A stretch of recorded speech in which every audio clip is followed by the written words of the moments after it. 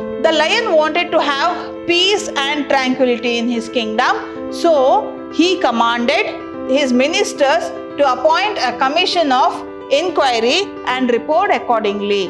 May anybody from your side, they do not know the intricacy of the jungle law. They do not know what is the jungle law, how it has to be interpreted.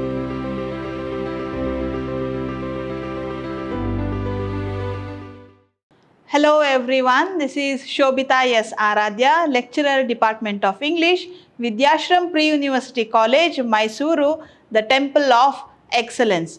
Welcome to the session, the first session of English prose for your first year PUC. And what is the first lesson you are going to study? It's the gentlemen of the jungle. So, are there any gentlemen in the jungle? Who are they? What did they show to prove themselves as gentlemen? Let us see. This lesson is written by Jomo Kenyatta. So, let us know more about the author, then we'll go to the lesson. So, the author is here. As I said, it is Jomo Kenyatta. Though it is J, we pronounce it as Jomo. Why?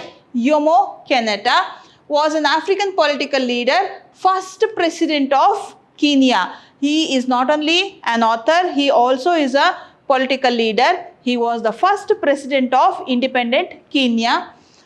A Kikuyu, he was one of the earliest and the best known African nationalist leaders. What is this Kikuyu? Is a tribal group. It is a tribe and the name of that tribe is Kikuyu. He is a Kikuyu and one of the earliest, best known African nationalist leader. So his freedom struggle, being the leader, how he led the people. So it is very magnificent to know about him, and he is considered as one of the earliest nationalist leader of Africa. As secretary of his tribal association, he campaigned for land reform and African political rights. So what all he did? He did not only write books, he also became the secretary of his association and he campaigned for the land reforms. As British were ruling there, the land reforms were completely different, which were not in the favor of the people. So he campaigned many land reforms and also for the African political rights. So that is why he is called one of the earliest leaders who began the fight against the British reforms. So this is all about the author. Next, we shall go through the lesson, and the lesson is the gentleman of jungle. In first we'll see the acquisition of the man's hut by elephant. So what happens in the jungle? Let us start. Here in this lesson, the author tries to tell how British ruled, how soft spoken they were and how they exploited the rules of the native region. So that we are going to learn here.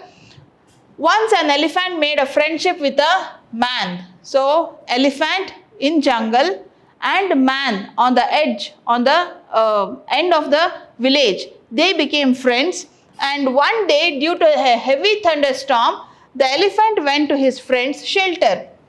So there was heavy thunderstorm, heavy rain. So this elephant, he goes to his friend, the man, asking for shelter. So will the man allow him? As they were good friends, the man allows him. So what happens? How he allows? The kind man offered to let elephant put his trunk inside his hut. Why only trunk? Because elephant asked the man that, see, my skin is very soft, very delicate than yours. If I get wet, I will have to face many problems. You can do anything, and in your house there is space for my trunk. What I'll do is, I'll put only my trunk in your hut and let my remaining part drench in the rain. So man thought, okay, for only the trunk there was space in man's hut. So man agrees to put his trunk inside the house. So there was space only for his trunk. So man allows the elephant to put his trunk inside. But the cunning elephant pushed his head inside and flung the man out. What this elephant did? It did a cunning action. What was that? It pushed his head inside and flung the man out. Forcibly kicked out the man. The man started to grumble and started to argue with his friend. What can the man do? It was heavily raining. There were thunderstorms. So what man did? He started grumbling, crying for that, and he started arguing with this man. So there was the voices heard of man and the elephant in the jungle. Disturbed, the lion came roaring. The lion, the king of the jungle, came roaring and sought to know why there was disturbance. Asked, why is this disturbance? Why you both are arguing? The elephant replied that he had only been discussing with friend the possession of the little hut. See what elephant did? Elephant was also arguing. Elephant has pushed out the man out of his hut, and it is telling that they were discussing. The elephant was discussing with his friend about the possession of the little hut. The lion wanted to have peace and tranquility in his kingdom, so he commanded his ministers to appoint a commission of inquiry and report accordingly. So lion wanted peace and tranquility in his kingdom, in the jungle. So he orders that ministers should set up a commission of inquiry, and that commission will inquire about this issue, whatever has happened between the man and the elephant. That should be discussed in the commission. They should inquire both man and the elephant, and they should come up with the proper suggestion, measures to solve this problem. This was commanded by the king of the jungle, the lion. What happens next? The man was pleased by the sweet words from the king of the jungle. How did the lion speak? Very sweetly that, okay, don't worry, we'll set up a commission and the commission will inquire you both. Later, we'll suggest you the solution. Once we are heard with both the parties different, then we'll solve the problem. So that was very sweet to hear. The man was now satisfied. He thought that he will get the justice. So next what happens? The following elders were appointed to sit in the commission. So who were the members of the committee? They were Mr. Rhinoceros, Mr. Buffalo, Mr. Alligator, Mr. Right Honorable, Mr. Fox as the chairman, and Mr. Leopard as the secretary to the commission. See the animals: rhinoceros, buffalo, alligator, fox, leopard. All these are animals with claws and teeth. They can bite anybody, they can kill anybody. These people have become the members of the committee. But they can be soft also, they can give justice to the man also. Let us see what happens next. But there was no one from the man's side. This has to be observed. There was no one from the man's side. All these people were the jungle animals. Rhinoceros, fox, leopard, alligator, buffalo, all are the members of the jungle. No one was from the side of man. The man was not satisfied now. When he protested, he was told that there was no one from his side who was well educated to understand the intricacy of jungle law. So when he protested that there is no one from my side, no man is considered in this committee, so I do not respect the committee. He protested all this. At that time, he was pacified. He was told that as anybody from your side, they do not know the intricacy of the jungle law. They do not know what is the jungle law, how it has to be interpreted. This was not known to any of your community people, so there is no one from your side. The man thought, okay, my people, they may not be knowing what is jungle law. Let me see what this commission does for me. He was further assured that there was nothing to fear, since the members of the commission were chosen by God and they were endowed with teeth and claws, so they would investigate the matter with greatest care. So what was assured to the man? That don't at all worry, this committee is set by the people who are sent by the God, and they all have claws and teeth. Don't worry, they will inquire properly and give you the justice. So the man believed again to the sweet words spoken by the committee and the king of the jungle. So by believing those people, what happens to the man? Let us see. The inquiry by the commission begins. They call each one. The commission sat to take the evidence. So they have to take the evidence from both the parties, from the elephant and the man. Mr. Elephant justified his act saying that he always regarded it as his duty to protect the interests of his friends, and that had caused misunderstanding. See the soft way of speaking. Here, Elephant in his defense, giving his evidence, tells that I regard it is my duty to protect my friends. So to protect my friends, I have gone into his hut, and this has created a misunderstanding between me and my friend. He said that his friend had invited him to save his hut from being blown away by the hurricane. So was it the man who called the elephant inside to save his hut? No, but it is inverted here. So the elephant has inverted the story and is telling that the man, his friend, had invited him to save his hut being blown away by hurricane. Why will it blow away? That we'll see. The elephant said that considered it necessary to turn the undeveloped space to more economic use by sitting in it. What is this undeveloped space to be economic space? Here the elephant tells the story that there was more space left in the hut. If the hurricane blows, if the wind blows, the hut may blow up, may blow and go away. So what I did was I occupied the space left over, and that was economic. When I occupied the space, the hut could not get blown in the wind. So this is the story nicely cooked by elephant. Was it true? We all know what happened in the beginning. Elephant, he requested that he'll put only his trunk and later pushed out the man out of his hut. But here what is the story told now in front of the commission? It is completely different from what has happened. Now will the man sit quiet? Will he agree whatever the elephant has said? Or will the commission ask in defense what the man has to say? Let us see. So the inquiry continues. The elders of the jungle supported what Mr. Elephant had said. See, all the elders in the jungle, they supported Mr. Elephant. Then the man began to give his account. He started telling his account, what happened, his version, what has happened that day. The commission cut him short and asked him if undeveloped space in his hut was occupied by anyone else before Mr. Elephant assumed his position.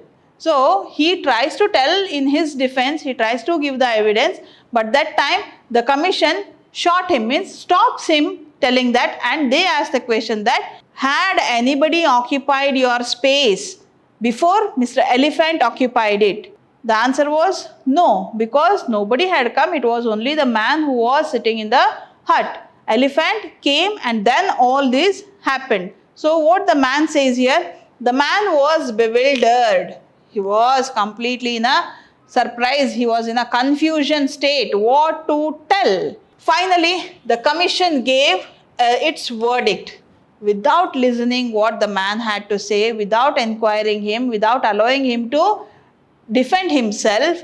The verdict was given. What is verdict? The judgment. The judgment by the commission was given. It was not on the expected lines of the man. So it was not as it was expected by the man. They concluded that the dispute had arisen through a misunderstanding due to the backwardness of the man's ideas. So they say all this has become because of backwardness of the man's ideas and the misunderstanding by the man. The man has misunderstood the elephant. Elephant has come to help the man, and this man has misunderstood the elephant. The truth is completely different, but what they say is now this. The verdict says that the elephant has to occupy the space. They defended the elephant's action, saying that he had fulfilled his sacred duty of protecting man's interests. So fulfilling his sacred duty, what the elephant has done is sacred according to the commission. Then what about man? What did he do? He allowed the elephant to get into only to put his head into the hut. What did he do? What his work should be considered as? If the elephant's action is considered as sacred. And they continue, they considered that the space should have been put into its most economic use, which man had not done. So whenever there is space, it should be put into the economic use. It was wasted, there was lot of space left in your hut, and now that is used by the elephant. It is correct whatever the elephant has done. As man had not reached the stage of expansion, they arranged a compromise to suit his parties. Accordingly, Mr. Elephant would continue to occupy his hut, whereas the man was advised to look for a site to build another hut. Now, the man could not sit quiet because he is losing his hut. So he asked, what about me? So the commission tells that the elephant will occupy your hut because he has helped it to save it, and he will occupy. What you will do is you search another site in the jungle, another space in the jungle. There you build your own hut and you can stay there. You build according to your size. So elephant is economic to that hut. You build your own hut which is economic, means which is appropriate to your size, your reach. So this verdict was given by the commission. Next, the man did as suggested, for he feared the teeth and claws of the commission. Man could not defend more, he could not question more, he could not argue more, because he feared for the teeth and the claws of the animals. Which are the animals? Rhinoceros, alligator, fox, leopard. All these animals are wild, they have claws and teeth, they can bite him, they can kill him anytime. So feared of all this, the man agrees, and he then thinks that this is all for my fate. A new hut was built, Mr. Rhinoceros occupied. A royal commission was appointed only to give the same finding. This procedure went on till all were accommodated with new huts. So the man, okay, he agreed, he goes and he builds a new hut. Now second time Rhinoceros comes and he occupies the space. Again he leaves, again he questions it. A commission was set up, they again say that Rhinoceros was correct, you are wrong, he was allowed to build another hut. He goes and builds another hut, again some other animal comes. So it continued until all the animals had their own hut built by this man. So what to do next? Now the man was fed up of all this. The man by now had decided to adopt an effective method. When the huts already occupied by the jungle lords were beginning to decay, he built a bigger and better hut. So he wanted an effective method, he wanted to stop all this at once. So what he did, and by that time all the huts which were occupied by the jungle lords, they were decaying, they were in the condition of decay. So at this time the man, he built a bigger and better hut. He builds the bigger and better hut. So till now they said this is not economic for you, this space, there is more space, and that will be helpful for the other animal. They gave many silly reasons to occupy the hut. Now he has built a bigger and better hut. What happens next?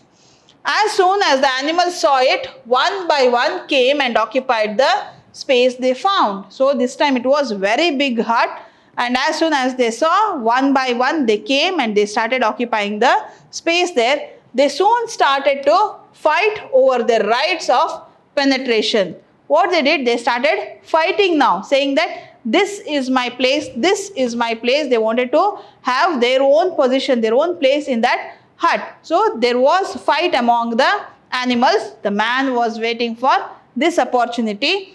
The man found the perfect opportunity and set hut on fire and burnt it to the ground while the animals were all inside.